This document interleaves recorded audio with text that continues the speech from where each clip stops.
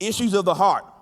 But here's the thing. The way we view the morality of a divorce also depends on the status or motives of the human heart. All divorces are not the same.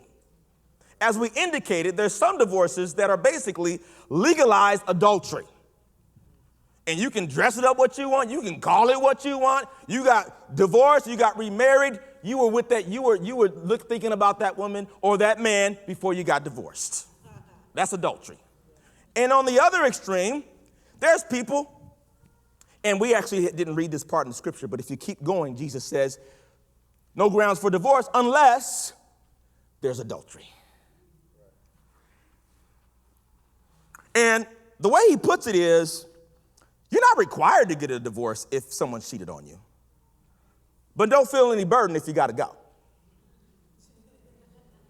Do you know why? Because God understands the dynamics of human trust. And that is trust. That is a disruption of trust at a high level that you cannot reasonably expect someone to overcome, even though they can. And there are people who do. And there are even people at this church, in their marriage, there was infidelity. They overcame it. That's fine. But he basically says, it's your choice.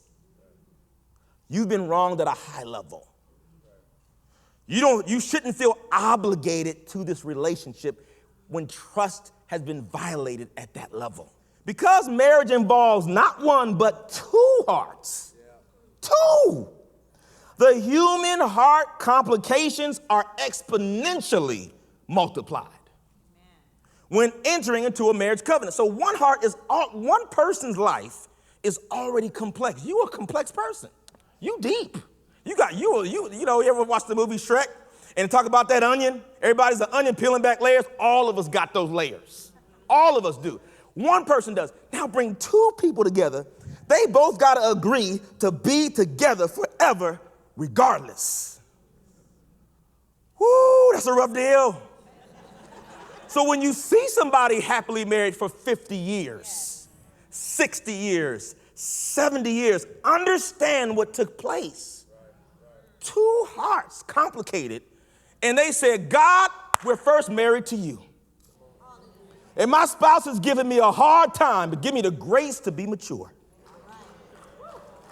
Give me the grace to be mature. They didn't chew me out. They pressed all my buttons.